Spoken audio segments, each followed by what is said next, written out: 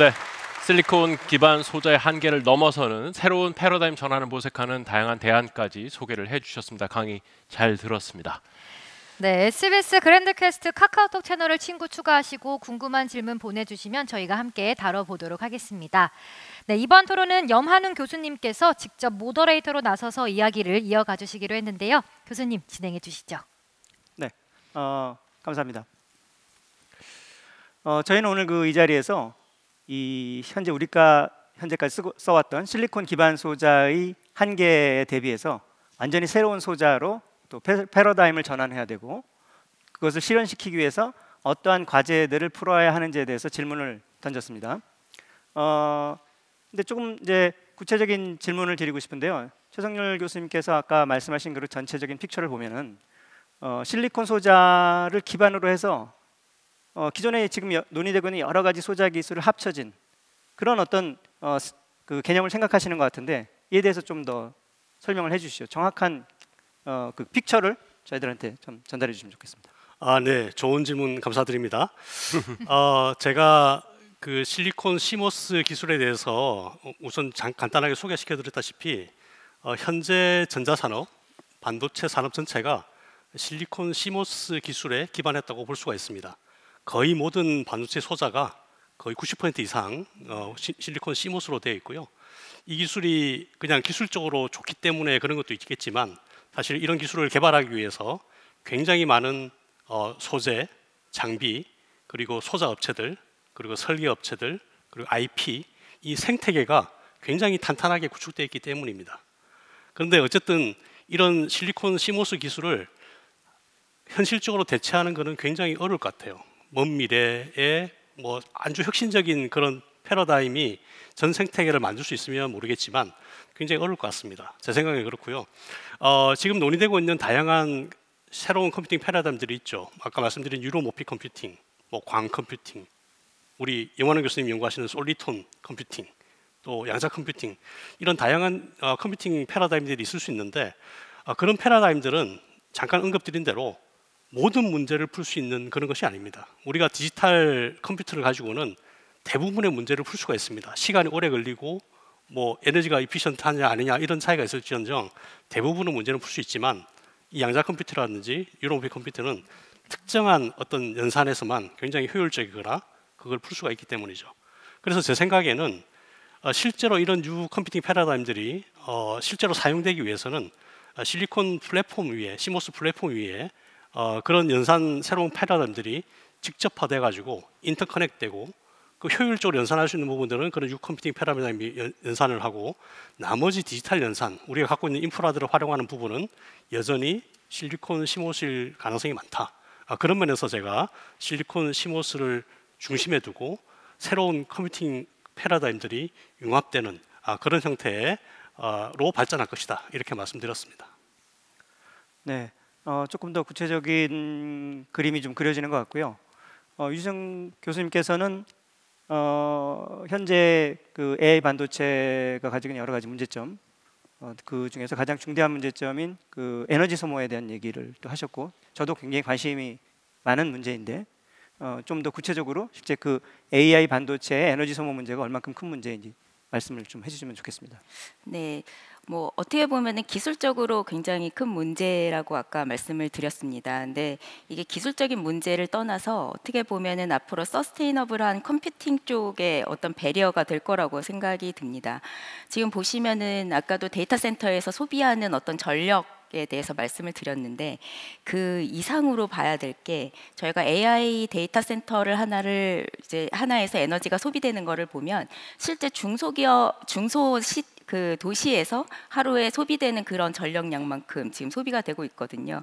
그러다 보니 이게 기술적인 이슈뿐만이 아니라 실제적으로 이런 AI 인프라스트럭처라든가 아니면 환경적인 문제까지도 굉장히 큰 이슈가 되고 있기 때문에 이런 부분에 있어서 아까 소개해 주셨던 솔리톤과 같이 이렇게 좀 초저전력의 어떤 소자라든가 이런 새로운 신기술이 정말로 필요한 시점이라고 생각합니다.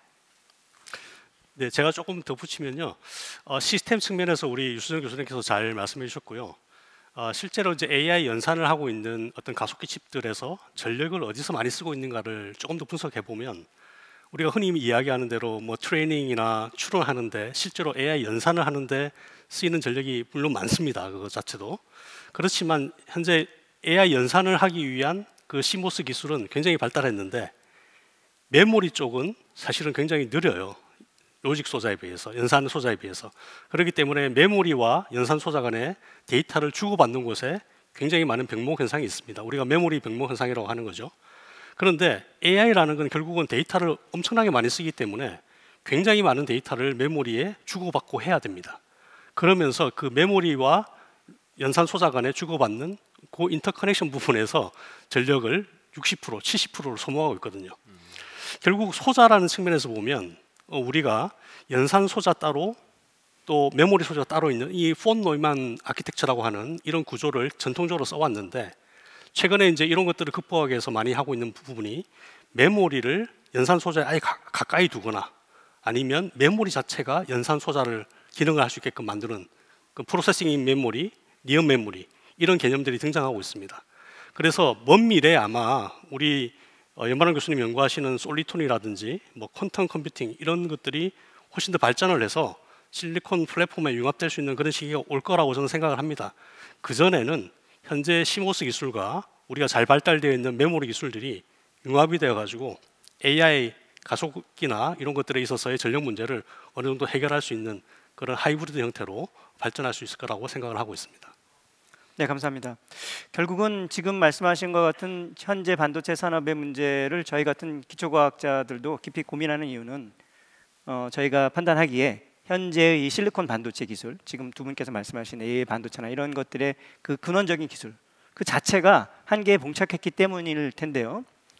사실 유수정 교수님께서는 아주 최근까지도 이 AI 반도체를 직접 개발하신 회사의 CEO로 계셨고 네. 성공적인 성과를 내셨는데 그 학계에서 이 문제를 바라보는 시각이 아니라 업계에서 어떤 위기감을 가지고 이 전반적인 실리콘 소자의 한계에 대해서 바라보고 있는지 그 위기감에 대해서 좀 첨언해 주시면 좋겠습니다.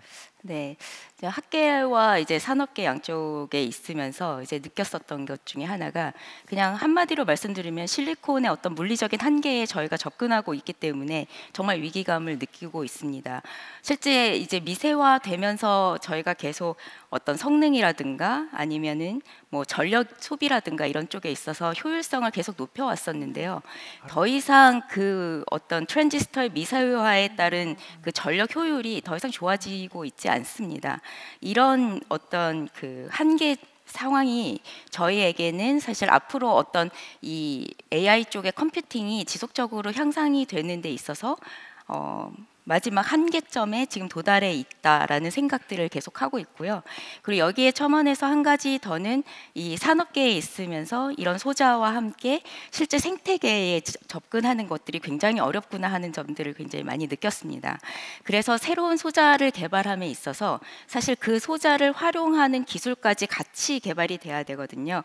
지금 뭐 말씀하신 어떤 뉴로모피라든지 프로세싱인 메모리라든지 아니면 솔리톤과 같은 새로운 소자들이 뭐 이제 저희가 개발을 했을 때 실제 그거에 대한 성능뿐만이 아니라 생태계에 바로 접근할 수 있는 그런 전 주기적인 어떤 개발 프레임이 좀 준비가 돼야 된다고 생각하고 있습니다. 네, 네, 감사합니다. 시간 관계상 현장에서 들어온 질문도 좀 여쭤봐야 될 것 같은데요.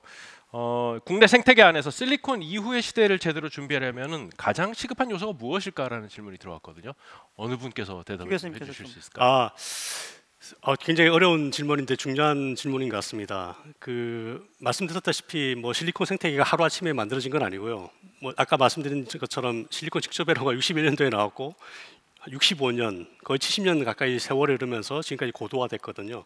아마 새로운 컴퓨팅 어떤 소자나 이런 것들이 나오더라도 굉장히 오랜 시간 동안 스케일업 축적의 시간이 걸릴 것 같습니다. 그런데 이제 그런 것들을 우리가 좀 더 단축시키기 위해서 좀 더 과감한 질문을 던지고 노력을 해야 할 필요가 있는 것이죠. 아마도 현재 이제 새롭게 등장하고 있는 컴퓨팅 패러다임들이 연구실 수준에서만 머무를 게 아니라 정말 많은 업계 관계자들이나 또 학계에 있는 분들이 같이 검증을 할 수 있고 또 그것들이 필요한 또 실제로 그것들을 구현하기 위한 여러 가지 소재라든지 뭐 부품이라든지 장비라든지 이런 것들이 전반적으로 개발돼야지만 그것들이 생태계 속에 들어갈 수 있고요. 유수정 교수님께서 말씀하신 것처럼 이게 하드웨어적으로 개발된다고 해서 그것들이 어떤 시스템화 될 수 있는 건 아닙니다. 거기에 올라가는 소프트웨어라든지 또 다양한 어플리케이션 이런 것들이 같이 개발돼야 되기 때문에 시간은 걸리겠지만 예전보다는 가속화 될 것이다. 왜냐하면 우리가 실리콘을 개발해보고 그것들을 이제 경쟁력 있게 키워온 경험이 있기 때문에 그런 경험들을 우리 새로운 컴퓨팅 패러다임에도 충분히 적용할 수 있지 않을까 그런 기대를 하고 있습니다. 네, 마지막으로 해당 분야와 관련해서 교수님들께서 상상하시는 미래는 어떤 모습인지도 궁금합니다. 한 분씩 말씀해 주실까요? 네, 뭐 좀 전에 말씀 주셨던 내용하고 조금 일맥상통하는데요. 저희가 생각할 때는 이제 이종의 컴퓨팅, 서로 다른 소자들이 굉장히 이제 복합적으로 사용될 거라고 저는 생각하고 있습니다. 그렇기 때문에 하나의 솔루션의 하나의 하드웨어가 아니라 그런 서로 다른 소자를 어떻게 활용할 수 있는지 그런 칩 모양, 그 다음에 전체적인 AI 시스템 차원에서도 여러 개의 칩들이 서로 다른 목적성을 가지고 연결되는, 그러고 저희는 이제 인공지능을 하면서 느끼는 거는 앞으로 하드웨어가 실제로 스스로 뭐 발전하고 생각하고 인풋을 받아들이고 또 판단하면서 굉장히 그 안에서도 새롭게 좀 진화하는 그런 모습으로 이제 보여질 거라고 생각하고 있습니다. 이어서 말씀 주실까요? 네, 두 분은 이제 공학자의 입장에서 말씀을 하신 거 가지고요. 기초과학자, 과학을 하는 제 입장에서는 미래는 지금과 완전히 달라야 된다라고 생각을 합니다.